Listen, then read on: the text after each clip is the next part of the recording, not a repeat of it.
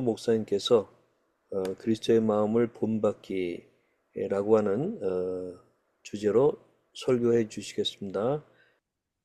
최근 그 수개월 동안에 제가 설교한 주제가 아마 기억을 하실지 모르겠지만 주로 마음을 중심으로 해서 말씀을 올렸어요. 그 첫째는 잠언서에 마음 지킴이라고 그래서 생명은 마음 지킴에서 나온다는 거.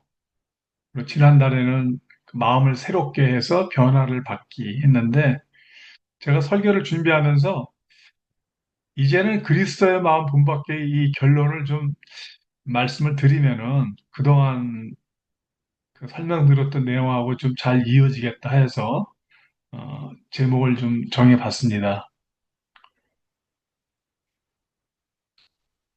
잘 아시다시피 뭐 조울증은 감정과 에너지의 극단적인 진폭이 있고 또 이것을 직접 앓고 있는 분들은 마음속에 풍랑을 이제 겪고 있는데 이때 이제 말씀과 기도에 의지해서 믿음의 눈으로 현실을 직면한다.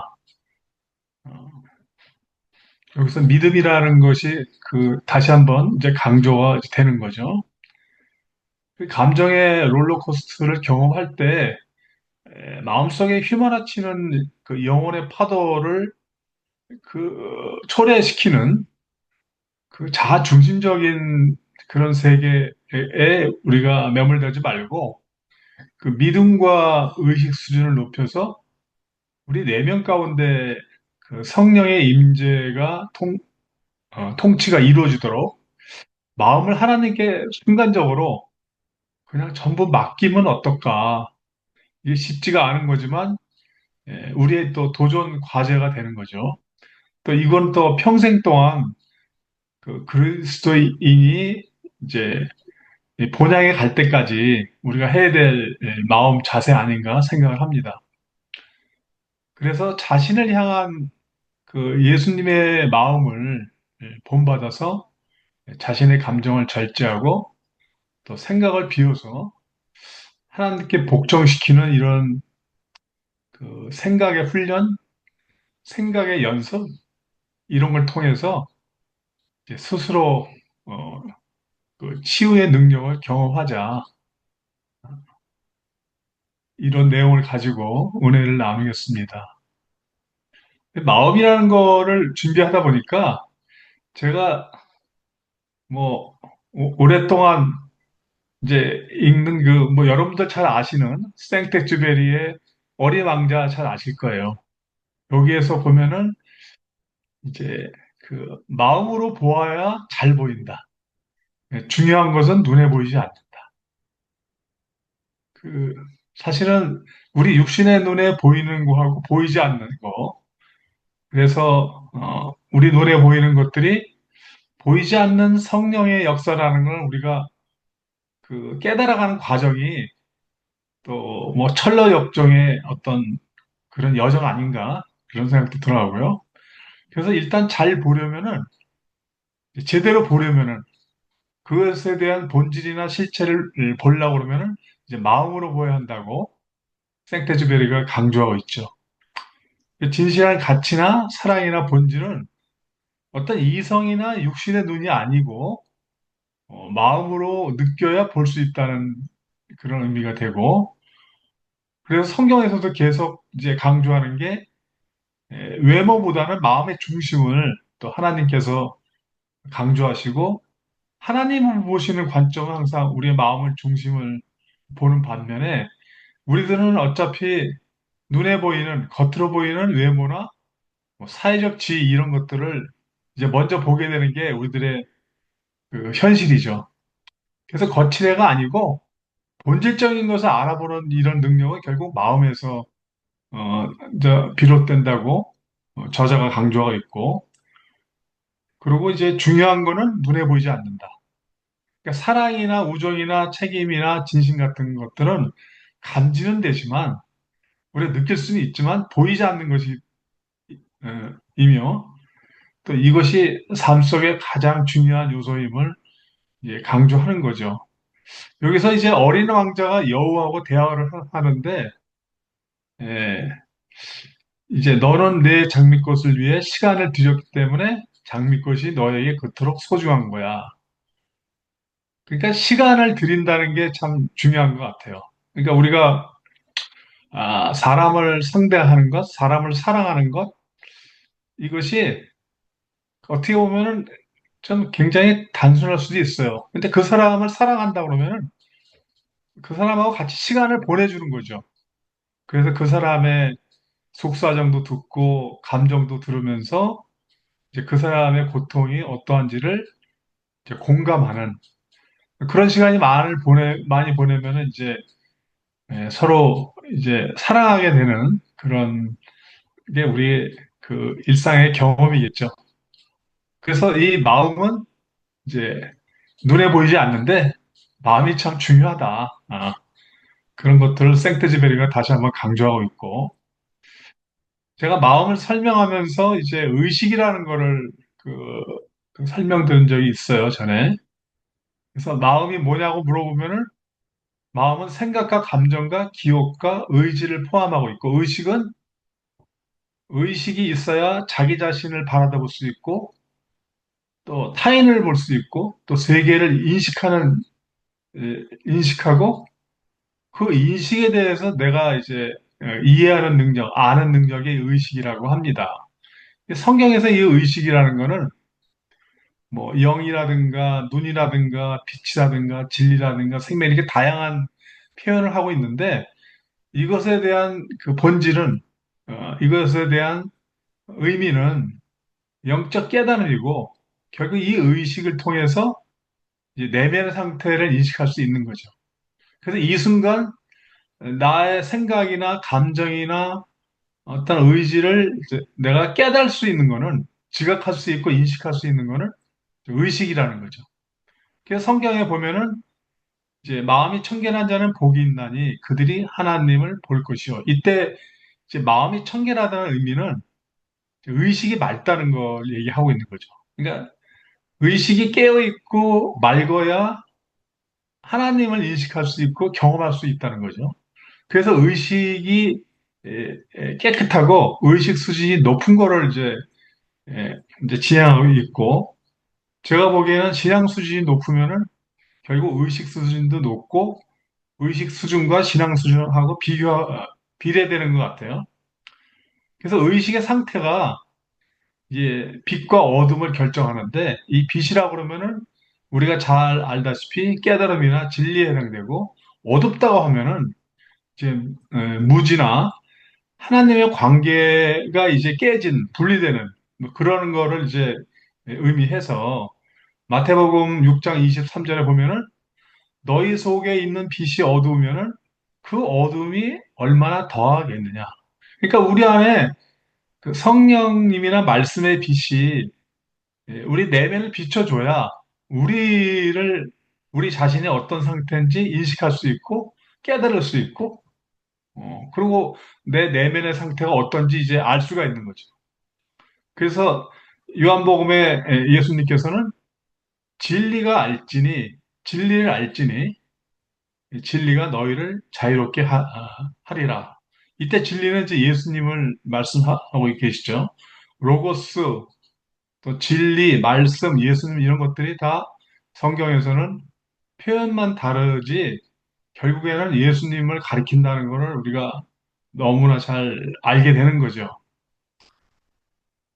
그 전에 조울증에 대한 뭐 여러 가지 뭐 사회적, 생물학적 뭐 관점으로 좀 설명을 드린 바가 있는데 그 중에 제가 성경적 관점을 정리해 놓은 게 있어요. 이걸 다시 한번 제가 인용을 해서 설명을 드리면은 성경에서는 육체적, 정신적 질병을 하나님의 섭리와 창조의 일부로 보고 동시에 이 질병을 통해서 고통을 당하면은 오히려 질병을 당하지 않을 때보다 예, 하나님께 더 의지하기 때문에 의지함을 통해서 영적 성장의 기회를 보는 거죠.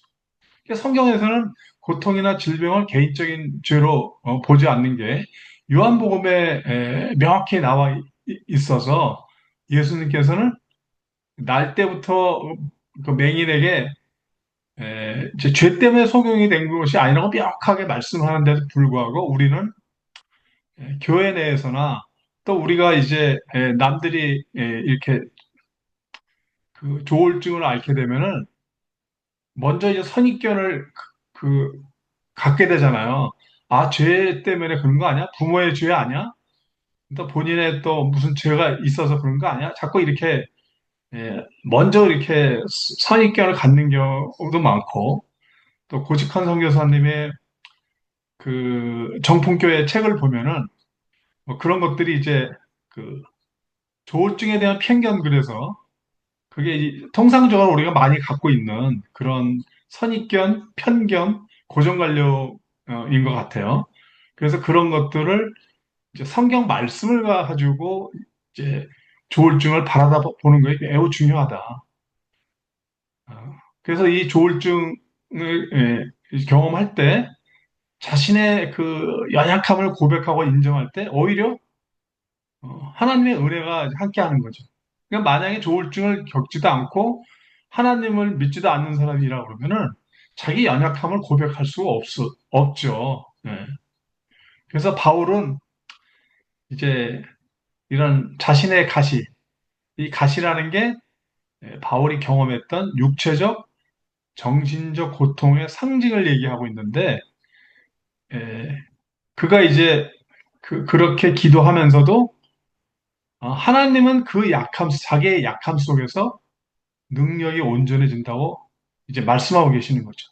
그러니까 우리의 약함이나 우리의 질병이나 오히려 이런 걸 통해서 오히려 역설적으로 우리가 더 온전해지고 우리가 더 강해지고 하나님하고 더 가까워짐으로 인해서 믿음도 성장하고 또 우리 영혼이 이제 더 어, 그 평강을 누릴 수 있다는 그런 역설의 진리를 항상 우리한테 교훈하고 있죠. 그래서 이 조울증은 어떻게 보면 영적 전쟁의 일환으로 볼 수가 있죠. 그래서 정신적 고통을 영적 공격이나 영적 방해라 보는 신앙적 이해가 필요한 거죠. 그러니까 최근에 그 민덕식 군이 그 입원 때문에 굉장히 힘들어하고 입원을 하느니 안 하느니 또 집에 가서 자기가 살고 있는 집에서 자기가 사용하던 방 안에 있는 물건들을 내 던지고 이런 걸 보면은 결국 그 동식군 안에 있는 그 내적인 문제고 그 동식군 안에 있는 마음속에 벌어지고 있는 어떤 영적 전쟁 아닐까. 뭐 그렇게 제가 이제 이해를 하고 있고 그래서 이 조증 상태는 이제 과도한 영적 열정이 일어나는데 이럴 때는 이제 자신의 경험이 하나님의 계시로 이제 왜곡하는 경우가 있잖아요. 그 고직한 선교사님의 그 정품교회 책을 보면은 그레이 같은 경우에는 이제 자신이 예수로 이렇게 생각하는 이런 것들이 일어난단 말이죠. 그래서 이제 교회는 그런 영적 현상이 이제 병리적인 조증 상태로 인식을 하고 그럴 경우에는 이제 신중하게 말씀으로 도움을 주고 또 의료적 치료를 받도록 이제 도와주는 게 교회의 이제 역할이 되겠죠. 근데 조증의 특성과 믿음의 긴장이 이제 관계가 있는데 조증은 감정의 극단적인 변동을 포함하잖아요. 그래서 조증일 때는 과도한 에너지, 과장된 자기 확신, 충동적 행동, 우울증일 때는 깊은 무기력, 자책감, 소망이 상실되는데 이런 상태에서 그냥 율법적으로 너 예수님처럼 살아야 한다 이런 말을 하게 되면은 그 당사자한테는 압박이 될 수도 있죠. 그래서 그리스도의 마음을 닮아가는 과정 이거는 어떤 즉각적인 변화가 아니고 하나님의 은혜 안에서 지속적이면서 서서히 변화되는 그런 훈련된 삶이라고 이제 볼 수가 있어서 항상 조울증의 어떤 증세가 발동이 되면은 항상 그 본인의 믿음하고 이제 긴장 관계를 이제 갖게 되는 거죠.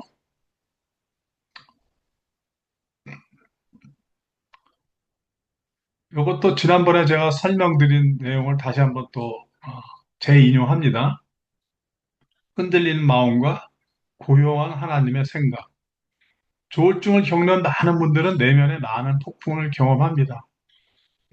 어떤 날은 너무 높이 오르고 어떤 날은 너무 깊이 가라앉습니다. 그럴 때 왜 나만 이렇게 흔들릴까? 또 하나님은 나를 버리신 게 아닐까 하는 생각이 들 수 있습니다. 그럴 때 이제 하나님의 생각이 어떨까 하는 것을 순간적으로 또 반사적으로 생각하게 되면은 하나님의 생각은 우리 감정보다 크고 깊은데 이럴 때 이제 에레미야 29장 11절에서 이제 말씀하시는 고난의 시간 속에서도 하나님의 생각은 평안과 희망이라는 이런 진리를 다시 한번 생각을 하게 되고 이런 쪽으로 생각의 채널을 돌리면은 좀 내면의 그 마음의 폭풍을 경험하는데 조금 진정시킬 수 있는 그런 치료제가 될 수 있지 않을까. 그래서 그래서 대부분 조울증 있는 사람들은 자주 자기를 비난하거나 무가치하게 생각합니다. 그래서 우리의 생각은 하나님의 생각은 하늘과 땅 같아서 너무 큰 차이를 보고 있죠. 우리의 생각은 나는 고장난 사람이야. 이렇게 생각이 들지만 하나님은 이제 너는 소중한 존재다. 이렇게 말씀을 통해서 우리한테 은혜를 주고 계십니다. 그래서 너희를 향한 나의 생각은 평안이고 재앙이 아니야. 그리고 하나님의 생각은 비난과 거절이 아니고 회복과 수용입니다.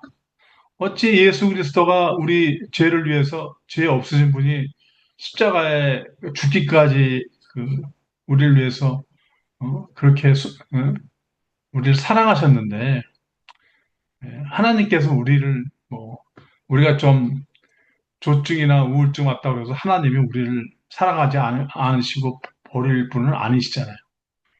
그래서 하나님은 당신의 병이 아닌 존재로서 그러니까 사랑받아야 될 사람, 하나님의 형상을 본받은 하나님의 형상으로 창조된 존재라는 것을 사랑받아야 될 사람임을 아신다는 거죠.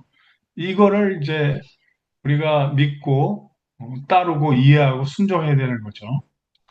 또 하나는 이제 이런 게 들죠. 내 미래는 불안하고 두렵다. 그, 그래서 하나님은 너에게 희망과 미래를 준다.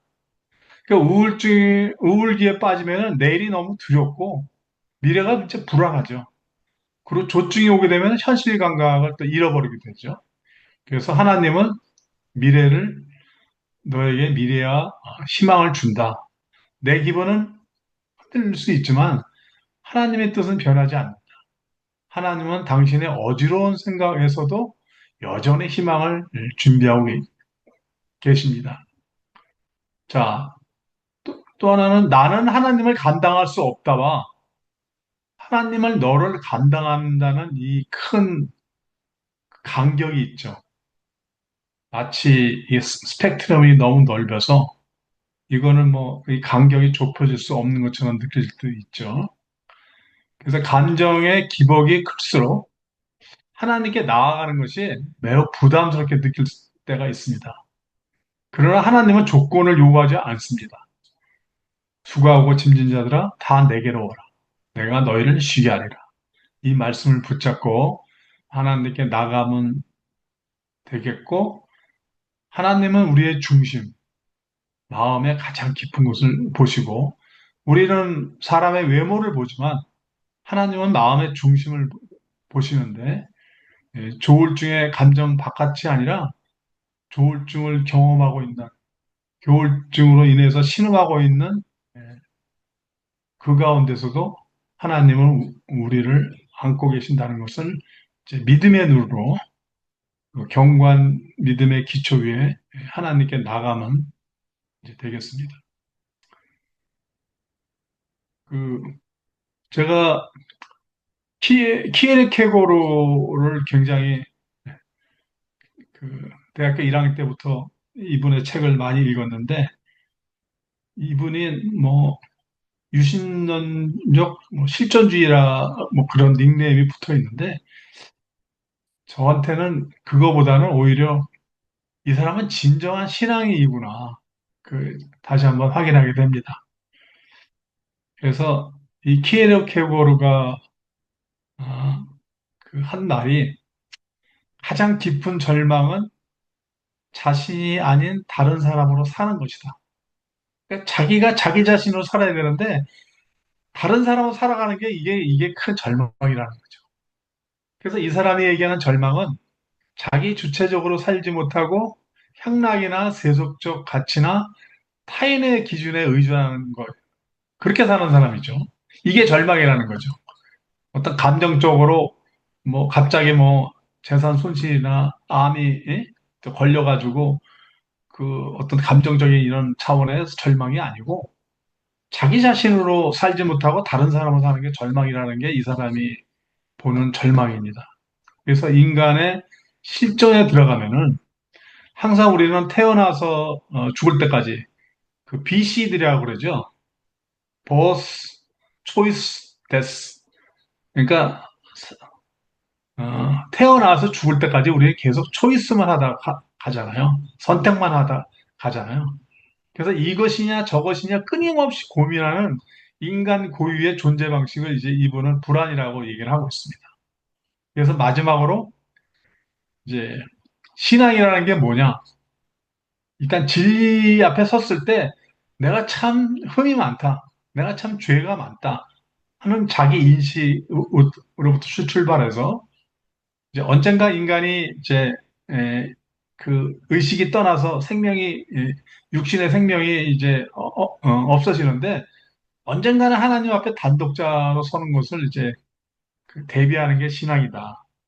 그래서 사는 동안에 불확실한 현실 속에 삶의 방향을 주체적으로 하는 행위.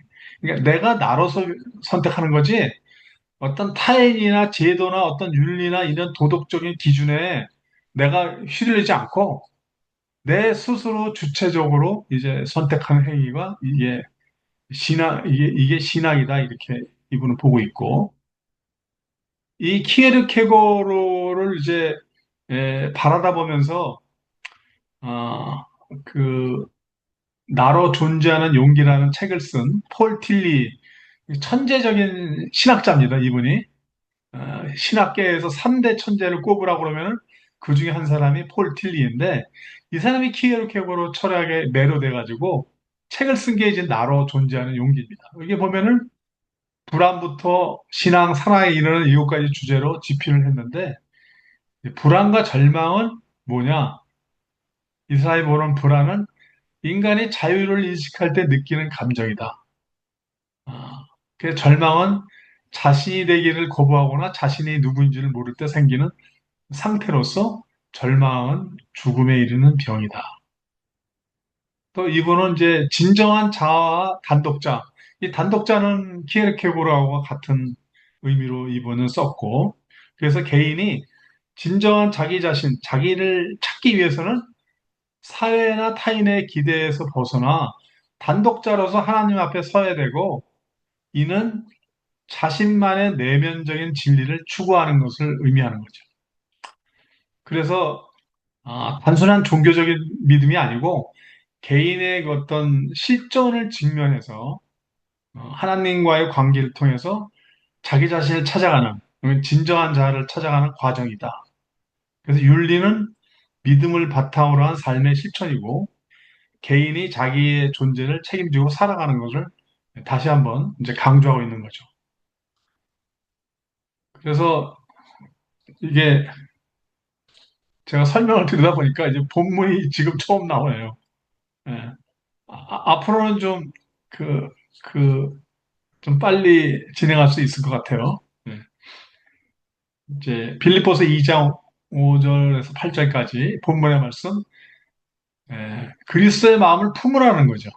근데 그리스도는 근본이 하나님과의 본체시긴 하나 하나님 아버지와 동등됨을 취할 것으로 여기지 아니하고 오히려 자기를 비워서 종의 형태로 사람같이 되었고 사람의 모양으로 나타나셨음에 자기를 낮추시고 죽기까지 복종하셨으니 십자가의 죽음이라.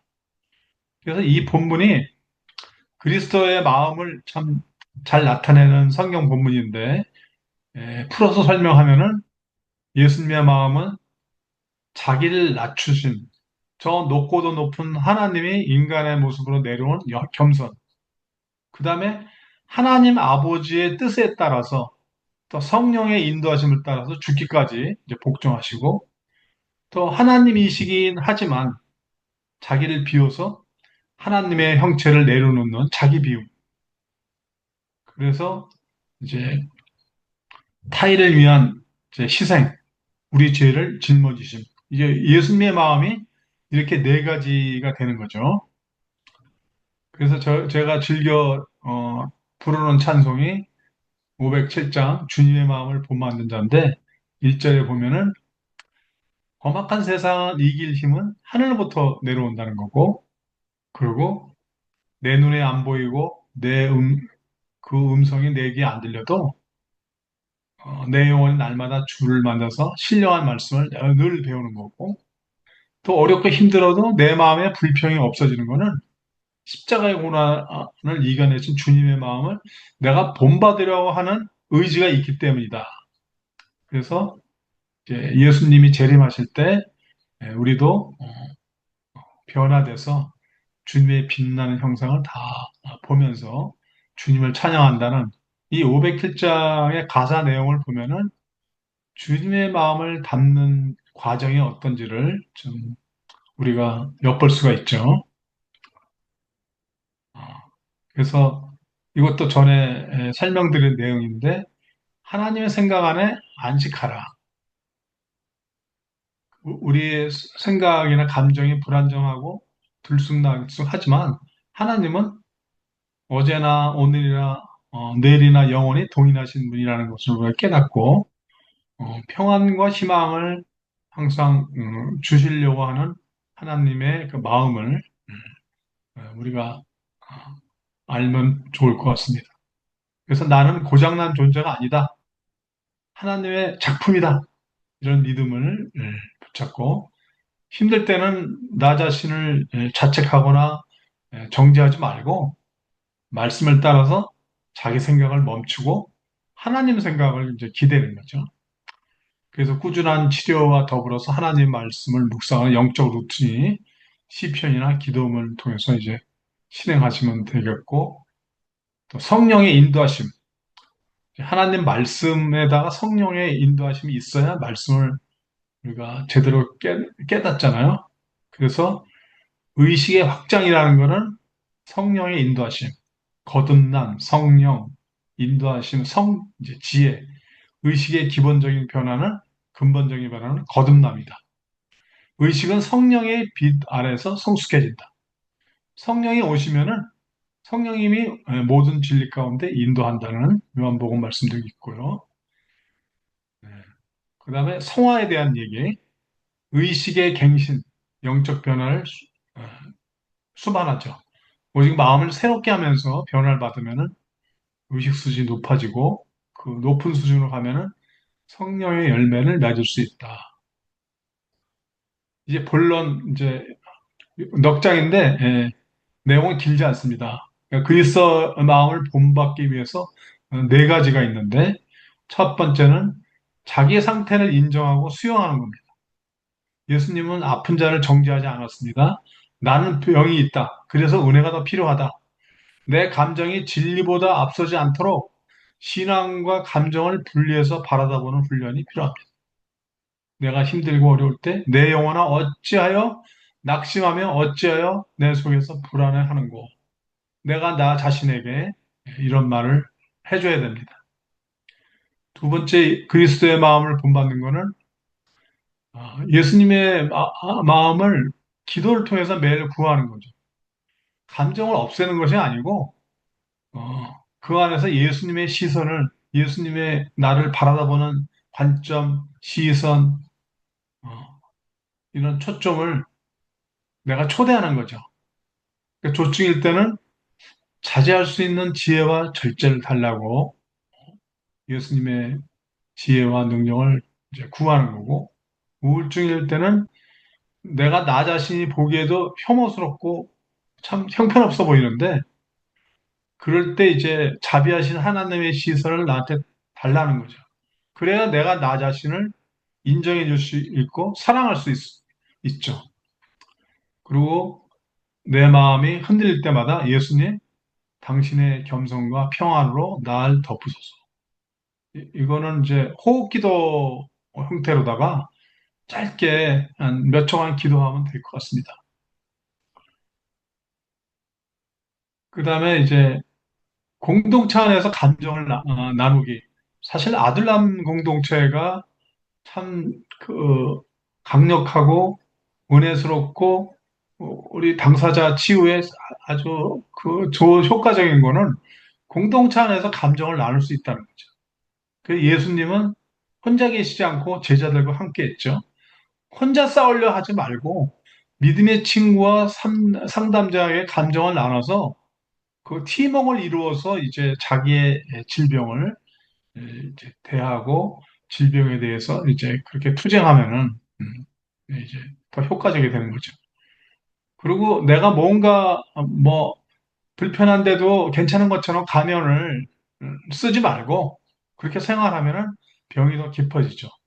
그래서 안전한 사람 앞에서는 진짜 감정을 말하고 또 말씀 앞에서는 진짜 소망을 이제 붙드는 이렇게 해야 이제 그리스도의 마음을 본받을 수 있는 좋은 방법이 될 것 같습니다.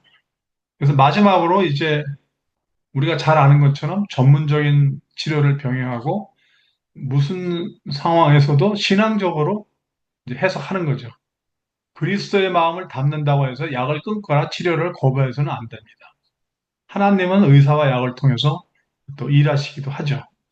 그래서 약물 치료와 상담과 말씀 묵상은 전인적 회복의 길입니다.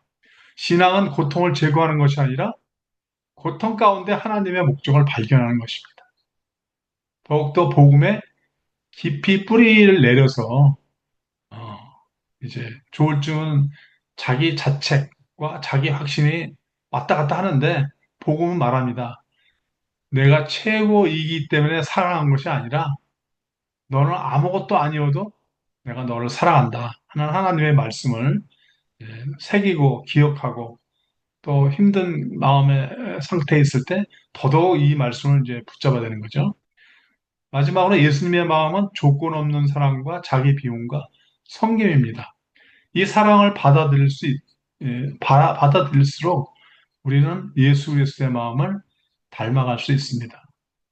마지막으로 그리스도의 마음으로 사는 것은 의식의 통합인데 결국에는 성령과 자기 자신과 하나가 되는 거죠. 연합과 일치와 그렇게 돼가지고 내가 거룩한 상태로 바뀌는 건데 의식의 최고의 상태는 그리스도의 의식과 합일되는 거죠.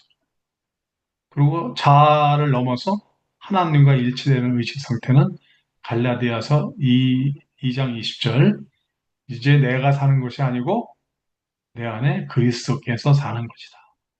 이렇게 고백을 하면은 그리스도의 마음으로 본받는 효과적인 방법이 되지 않을까 생각을 하고 지금까지 설명드린 말씀을 요약을 하면은 심리적 불안정으로 인해서 판단이나 타인과의 관계가 정상적이지 못할 수가 있는 거죠. 그래서 스스로의 감정과 생각에 의지하지 말고 말씀의 조명과 하나님의 생각을 구하고 찾고 두드리는 거. 그리고 날마다 말씀 묵상과 성경님의 지혜를 통해서 내 생각이 하나님의 생각과 얼마나 동떨어 있는지 성찰하고 깨달아서 나의 생각을 그리스도의 생각에 복종시킴으로써 그리스도의 마음을 본받는 예, 그렇게 살아가는 삶을 인생의 최고의 목표로 삼는 것이 되겠습니다. 예, 같이 한마음 목소리로 좀 기도하겠습니다. 한번 오늘 그 당사자를 위한 기도를 한번 이렇게 해보시면 어떨까요? 하나님, 조증과 우울의 파도 속에서 요동치는 그의 감정과 생각에 의지하지 않게 하소서. 날마다 말씀의 조명과 성령의 지혜를 구하며 그의 생각이 아닌 하나님의 생각을 찾게 하소서. 그의 모든 생각을 그리스도께 복종시키고 주님의 마음을 본받아 살아가는 참된 평안을 누리게 하옵소서. 예, 우리 한번 같이 우리가 사랑하는 당사자들을 생각하면서 또 이 가운데 당사자가 계시면 본인의 그런 것을 놓고 또 기도하고, 또 여러분들이 좀 귀하게 생각하는 다른 당사자가 있다면 그들을 위해서 이렇게 한번 기도해 주시면 좋겠습니다. 우리 같이 한마음 목소리로 기도하시겠습니다. 기도합니다. 아멘. 우리 이제 가족을 위한 기도 이렇게 해보겠습니다. 주님, 사랑하는 당사자의 예측하기 힘든 감정 변화와 관계의 어려움 속에서 저희가 지치지 않도록 붙들어 주소서. 저희의 판단이나 말로 상처를 주기보다 그가 스스로 하나님의 생각을 찾고 그리스도의 마음을 품도록 돕는 지혜로운 동력자가 되게 하소서. 우리 가정에 성령님이 주시는 참된 안정과 평화가 임하기를 간구합니다. 아멘. 자, 우리 이러한 기도를 같이 한번 또 하도록 하겠습니다. 기도하시겠습니다.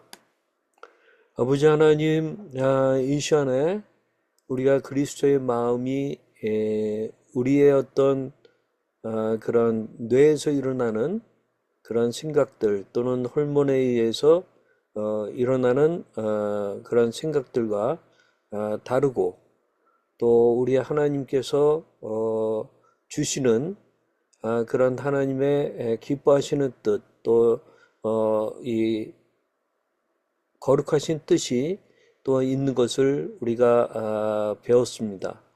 하나님, 간절히 기도하는 것은 우리가 특별히 또 우리 당사자이신 그런 분들에게 찾아가 주셔서 어떤 그 뇌작용에 의해서 일어나는 여러 파도들 속에서 여러 가지 감정과 또 생각들이 번거롭게 일어날 때가 많지만, 하나님 그런 것에 의지하지 않도록 도와주시고 평상시에 꾸준히 말씀을 또 사랑하고 묵상하고, 또 말씀이 그 안에 들어가서 하나님 또 말씀을 통하여 성령께서 역사하심으로 말미암아 하나님 정말 성령의 지혜를 구하는 그런 사람들이 될 수 있도록 도와주시고, 이제 그런 것들을 잘 분별할 수 있는 그러한 그 통찰력도 허락하여 주시기를 원합니다.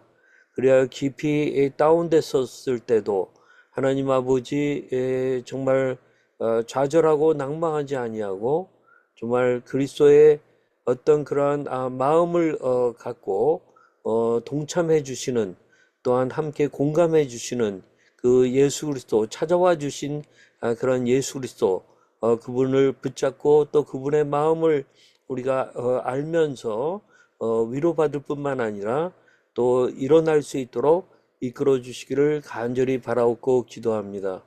하나님 아버지, 우리 가족들에게도 같이 하여 주시기를 간절히 바랍니다. 우리 사랑하는 소중한 그 당사자들의 상황에 의해서 우리가 일이 일비하지 아니하면서 우리의 중심을 하나님께 두고 그리스도의 마음을 가지고 그들을 바라보고 그들과 또한 함께하고, 또한 그들이 그리스도를 의지하고 그리스도의 마음을 품을 수 있도록 기도하며, 또한 지지하고 도울 수 있는 그런 역량이 있을 수 있게 이끌어 주시기를 간절히 바라옵고 기도합니다. 무엇보다도 하나님의 성령으로 민감하고 그 성령의 검 하나님의 말씀이 역사할 수 있도록 늘 우리가 말씀 속에 깊이 들어갈 수 있도록 하나님 도와주시기를 원합니다. 그리하여서 오늘 듣게 된 말씀처럼 그리스도의 마음을 본받는 그러한 일이 평탄한 가운데도 있을 수 있지만, 여러 가지 요동치는 상황 속에서도 그리스도의 마음을 붙잡는 저희들이 될 수 있도록 하나님 이끌어 주시기를 간절히 바라옵고 기도합니다. 우리 주 예수 그리스도의 이름으로 기도하였습니다. 아멘.